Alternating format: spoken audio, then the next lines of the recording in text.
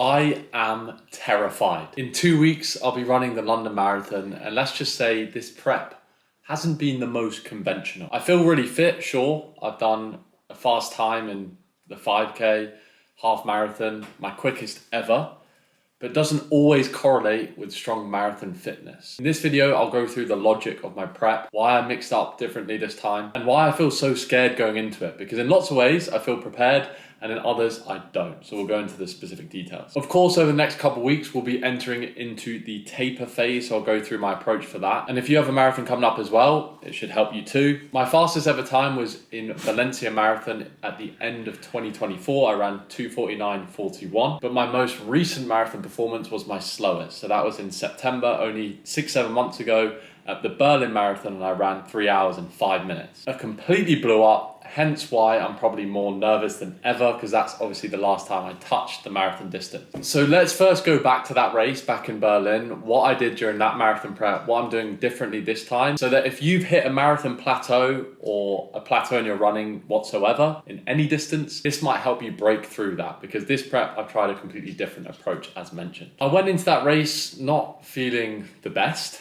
I felt, but I'd done the longest ever training run. I did a 37K long run, was chucking down the distances on Strava, highest weekly mileage, felt good, I was in shape. I wasn't necessarily hitting super fast splits, but I focused on volume. And of course, for those of you that know, that race was a disaster. Like, it was 27 degrees, it was extremely hot. A lot of people had a shocker, but for me, I just didn't feel fit enough going into it to even adapt to the conditions. I even went through halfway a bit slower and it still didn't help me. So clearly I just wasn't in shape in order to achieve the time that I wanted. So after reflecting on that block and after a very poor marathon result, I decided to do a completely different approach this time. Instead of just building out mileage again, doing those long marathon sessions, the things like 3x5K, 4x5K at target marathon pace, 2 sets of 10K blocks at marathon pace, these long, grindy, marathon-specific sessions that do help you find out your target marathon pace. What I was finding was, marathon block after marathon block, my marathon pace wasn't actually shifting. I would be repeating these sessions at kind of the same pace. So what I did instead is that I did a lot more cross-training. Instead of all my zone 2 training being running, I would switch out for some bike sessions, especially after hard workouts. I'd also do some anaerobic fast track work. So things like 2+ minute rest with 1K reps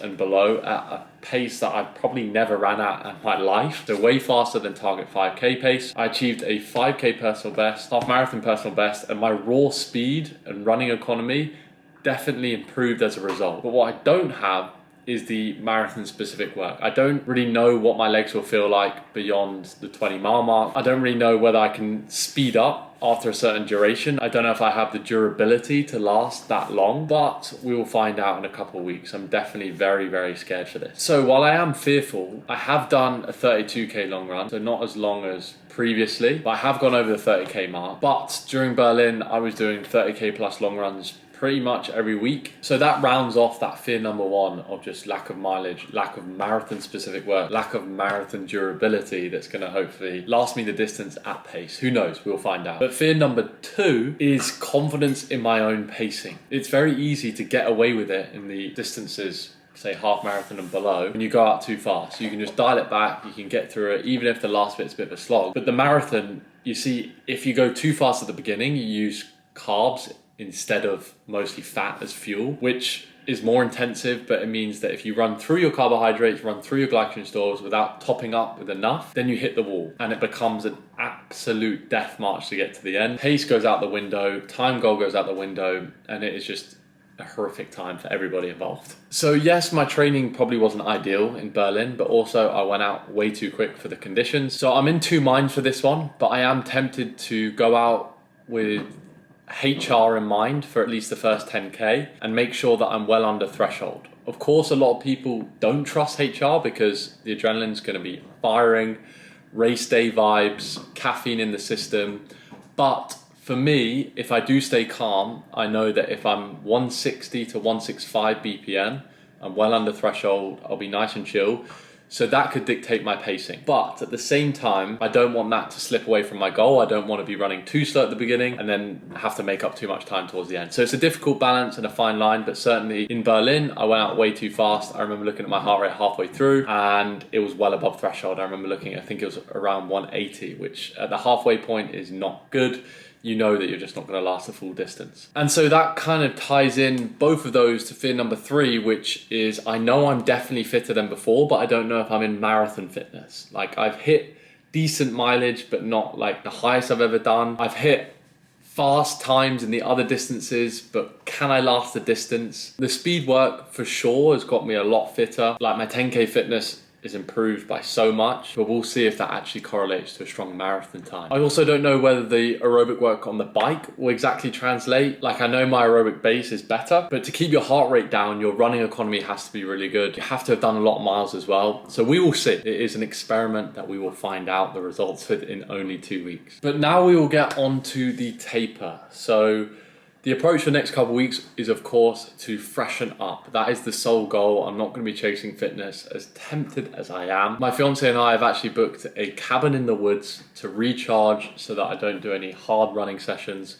We take it easy, and that is from the Friday, and we get back on the Tuesday, and then it will be London Expo the day after, or the Thursday, and then I'll be running that weekend. So time to fully switch off, reset, and hopefully arrive fresh on race day. That being said, there is a fine balance with this. For the taper, do you want to keep the intensity? An easy way to do it is to keep the sharpness, still do the intense work, but just reduce total volume. Then hopefully you're going in sharp, you're going in fresh. And with food going up too, glycogen stores are replenished and you're feeling good to really attack it. So the plan with the taper is to do tomorrow, which is Monday, either cross train or rest day, to be honest. We'll see how the legs hold up. Tuesday will just be 1K repeats at a nice chill, not VO2 max focus session, but marathon pace just to lock into gear. And then Thursday will be a shorter threshold session. And then the weekend run will literally be nice and easy. Then the week of the marathon will literally just be stride work. So some fast 15 to 30 second sprints, easy running, capping out around 45 minutes during the week, nothing more than an hour so that I'm fresh come Sunday, which is London Marathon race day. So the race is in 2 weeks. If you're doing it, good luck to you.